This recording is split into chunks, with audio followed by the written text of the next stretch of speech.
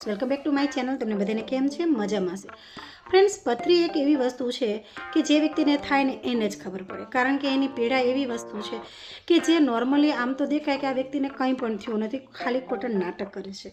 પરંતુ ફ્રેન્ડ્સ, પથરીનો દુખાવો એવો છે કે આખો દિવસ દરમિયાન તો કંઈ વાંધો નથી આવતો, પરંતુ ફ્રેન્ડ્સ જેવી સાંજ પડે, જેવી એમ થાય કે 11-12 વાગ્યા, એવા ગાળામાં મોસ્ટ ઓફ લોકોને પથરીનો દુખાવો થઈ જતો હોય છે. જો તમે આ વિડીયો એ જોતા હોય જે વ્યક્તિને પથરી થઈ ગઈ હોય અને રાત્રે જ દુખાવો થતો હોય તો તમારે પૂરેપૂરો આ વિડીયો જોવાની જરૂર છે, કારણ કે આજે હું એવા તમને ઉપાયો બતાવવાની છું, ઘરેલું ઉપાય બતાવવાની છું, જેનાથી તમને જે પથરી થઈ ગઈ છે તે મટી જશે ફ્રેન્ડ્સ.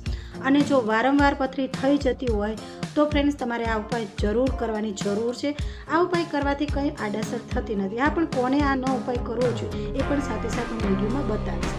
બીજું કે પથરી શા માટે થતી હોય છે અને તમને જ કેમ થાય છે એ પણ ઘણીવાર તમારે ચર્ચાનો વિષય બની જતો હોય છે કે ભાઈ આને તો વારંવાર પથરી થતી હોય છે, તો આવું શા માટે થતું હોય છે.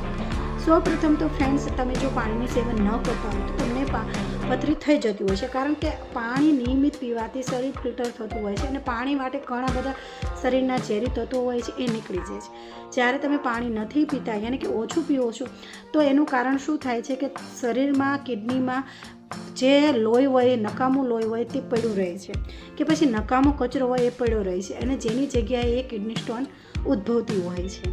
પછી ઘણીવાર તમે જોશો કે અમુક વસ્તુ ખાવાથી, જેમ કે તમે જોશો કે ટમાટરના બીજ, જે ટમાટરના બીજ આવે, મરચાંના બીજ આવે, રીંગણાના બીજ આવે, આ બધા બીજ છે ને એ શરીરમાં હજમ નથી થતા અને તમે પાણીનું સેવન પણ કરતા નથી, તો શું થાય છે, એ વસ્તુ પડ્યું રહે છે, જેના કારણે ફ્રેન્ડ્સ એ ધીમે ધીમે એ પથરીનું સ્વરૂપ થાય છે, એટલે કે કિડની સ્ટોન પેટની અંદર સ્ટોન ભેગો થાય છે. એ એકાએક નથી ભેગો થતો, એ એક સાથે ભેગો થાય છે, ધીમે ધીમે ભેગો થાય છે અને પછી જ્યારે એ સ્વરૂપ મોટું થાય પછી તમને એનો દુખાવો થાય છે. તે આ બધું અમુક વસ્તુ ખાવાથી, તેલી વસ્તુ ખાવાથી, અત્યારે તમે જોશો કે બહારના જંક ફૂડ બધું ખાવાનું ચલણ વધી ગયું છે, તો આ જંક ફૂડ શરીરમાં નકામો કચરો શરીરમાં ભેગો થાય છે, કારણ કે તમે એને ફિલ્ટર તો કરતા જ નથી. ફિલ્ટર કરવાનું કામ શું કરે? સૌથી પહેલાં સૌથી આસાન એક ઉપાય છે કે નિયમિત પાણી પીવો. નિયમિત પાણી એટલે કે જ્યારે શરીરની જરૂરિયાત પડે ત્યારે પાણી પીવો.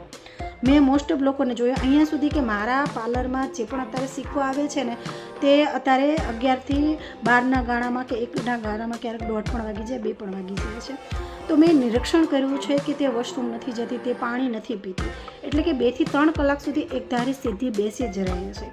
મેં એને કહ્યું પણ કે આવી રીતે ન કરાય, પાણીનું પીવાનું અને વોશરૂમ જવું હોય તો વોશરૂમ પણ લઈ જવાનું, શરમ નહીં રાખવાની, કારણ કે તમે કોઈ પણ વસ્તુનું જ્યારે એને અટકાવશો ને તો પછી તે નકામો કચરો પડ્યો રહેશે અને જેના કારણે બીજા રોગો થશે. એટલે મોસ્ટ ઓફ અત્યારે પથરીની આપણે વાત કરીએ છીએ તો પથરી વિશે જ કહીશું, પછી આગળ બીજા ટોપિક વિશે નહીં વાત કરીએ. એટલે કે તમને જો કોઈ પણ કારણોસર પથરી થાય તો ત્યારે તમારે શું કરવું જોઈએ. હું આજે 5 થી 6 એવા તમને ઉપાય બતાવવાની છું, જે ઉપાય તમે કરશો તો પથરી તમને નીકળી જશે, તમારા શરીરમાંથી નીકળી. અને જે વ્યક્તિને વારંવાર થતી હોય છે ને પથરી, એ લોકોને પણ પથરી નહીં થાય.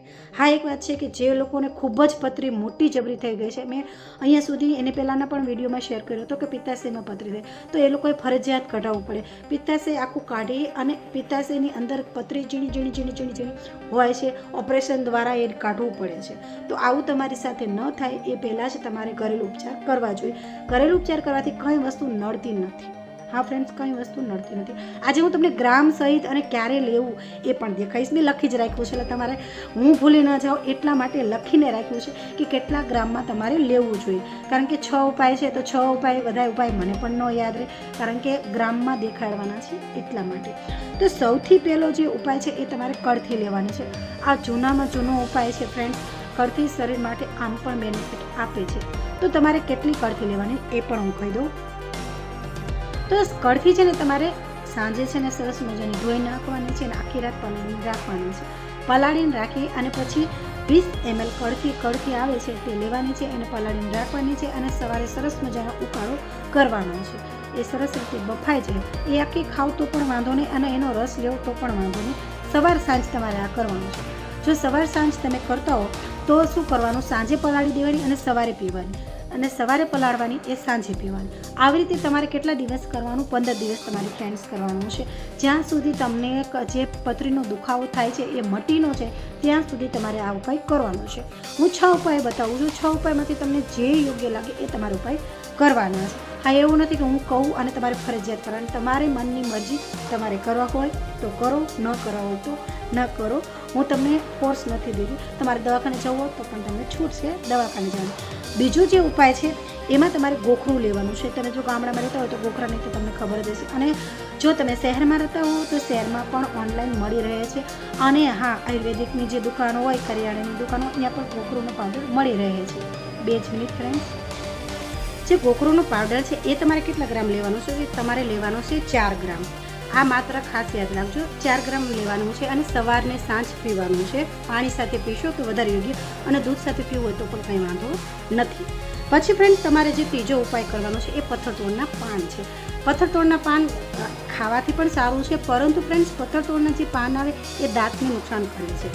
એટલે તમારે શું કરવાનું? ફક્ત એને પથ્થરતોડના પાન લાવી ધોઈ અને પછી એનો રસ કાઢી એ રસનું સેવન કરવાનું છે. કારણ કે પથ્થરતોડના પાન ખાવાથી સહેજ ખાટા અને તોરા લાગે છે, જેનાથી એ દાંતને નુકસાન કરે છે. એટલે આ વાતનું તમારે ધ્યાન રાખવાનું છે. જો તમે એનો ઉપયોગ કરતા હો તો સવાર સાંજ એનો રસ લેવાનો છે. હવે બીજું છે સરગવાના પાન. સરગવો શરીર માટે ખૂબ જ ફાયદો આપે છે. સરગવાના પાન ખૂબ જ ફાયદો આપે છે. તેની શીંગો પણ ખૂબ જ ફાયદો આપે છે. તમે એને શાક તરીકે પણ ઉપયોગ કરી શકો છો, તેનો પાવડર તરીકે પણ ઉપયોગ કરી શકો છો. એટલે કે આ વસ્તુ જો તમે પાન છે તેને પાવડર કરી નાખો અને એ વસ્તુ તમે સવાર સાંજ પાણી સાથે પીવો તો પણ નડે નહીં. અને ગરમ સાથે પાણી પીવો, સહેજ હળવું ગરમ પાણી, બહુ ફૂલ ગરમ પાણી તમારે કરવાનું નથી. તો આ સેવન કરો તો પણ કંઈ વાંધો નથી. અને એને સરગવાની જે શીંગ આવે છે એનો પણ પાવડર માણસો બનાવે છે, તો એ પાવડરનું પણ તમે સેવન કરી શકો છો. પછી એની પછીનું જે ઉપાય બતાવું છું તે છે બિજોરાનું જ્યુસ. બિજોરાનું જ્યુસ તમે નામ સાંભળ્યું જ હશે, અને જો ન સાંભળ્યું હોય તો બિજોરા મળી જ રહે છે. બિજોરાનું જ્યુસમાં પણ એટલા બધા ગુણધર્મો હોય છે જે પથરી જે વ્યક્તિને થઈ ગઈ હોય છે એ તરત જ કાઢી નાખે છે. એ વાંધો નથી. તો બિજોરાનું જ્યુસ પણ તમારે સવારને સાંજ લેવાનું છે, એનાથી પણ પથરી નીકળી જાય છે. પછી લાસ્ટમાં હું તમને કહું, જે આપણે લાસ્ટમાં ઉપાય છે એ છે નાળિયેર પાણી. નાળિયેર પાણી ખાલી પીવો તો પણ કંઈ વાંધો નથી. અને નાળિયેર પાણીની અંદર લીંબુ જે આવે છે તે આખું નીચવી નાખો, અને સવાર સાંજ પીવાથી ફ્રેન્ડ્સ 15 દિવસની અંદર તમને પથરી નીકળી જશે. આ જે પણ ઉપાય બતાવ્યા છે એ સવાર સાંજ કરવાના છે. સવાર સાંજ આ બધા ઉપાયો તમે કરશો તો જે તમને પથરી થઈ ગઈ છે તે નીકળી જાય. 15 દિવસની અંદર પથરી ફ્રેન્ડ્સ નીકળી જશે. જેને ખૂબ જ હેવી પથરી હોય, સહેજ મોટી સાઇઝમાં પથરી હોય, તો એ લોકોએ શું કરવાનું છે? 1 મહિનો આ ઉપાય કરવાનો છે. આમાંથી જે પણ મેં તમને ઉપાય બતાવ્યા છે એ કંઈ નુકસાન નથી કરતા. હા, એક વાત છે, જે બિજોરાનું જ્યુસ છે કે પછી લીંબુ છે, તો આ વસ્તુ જે લોકોને ધાધરની સમસ્યા હોય, સ્કિન પ્રોબ્લેમ હોય, તો આ વસ્તુ સ્કીપ કરી નાખે, યાની કે એ ન ખાય. બિજોરા સહેજ ખટાશવાળા હોય છે અને લીંબુ તો ખટાશવાળું હોય જ છે. તો જો તમે ખટાશવાળી વસ્તુ ખાવાની તમને ના પાડી હોય, કોઈ સ્કિન પ્રોબ્લેમ હોય, તો તમે આ 2 વસ્તુ એડ ન કરતા. નાળિયેર પાણી ફક્ત પીવો તો પણ ચાલે. અને એક બોનસ પોઈન્ટ તમને આપું છું કે દૂધ અને જે સાદી સોડા આવે છે, સાદી સોડા આપણે જે પીએ છીએ, તે પણ સવારમાં નરણા કોઠે 1 ગ્લાસ ભરીને તમારે દૂધ અને જે સોડા છે બંનેની માત્રા સરખી રાખવાની છે. તમે 1 ગ્લાસ રાખશો તો બંનેની માત્રા સરખી રાખી અને એ પણ પીશો ને ફ્રેન્ડ્સ, તો 15 દિવસની અંદર પથરી નીકળી જશે. તો ફ્રેન્ડ્સ, આ બધા ઉપાય હતા જે પથરી નોર્મલી ઘરે બેઠા નીકળી જાય તેવા છે. અને પથરી પણ એક એવી વસ્તુ છે કે ઘરે બેઠા ઘરેલું ઉપચાર કરવાથી નીકળી જાય છે. તો તમને આ વિડીયો કેવો લાગ્યો, મારી માહિતી કેવી લાગી, ઘરેલું ઉપચાર કેવા લાગ્યા? જો સારા લાગ્યા હોય, પહેલી જ વાર મારી ચેનલમાં તમે આવ્યા હોય તો લાઈક શેર જરૂર કરી નાખજો. અને હા, કમેન્ટ કરવાનું તો બિલકુલ ભૂલતા નહીં. અત્યાર માટે બાય બાય.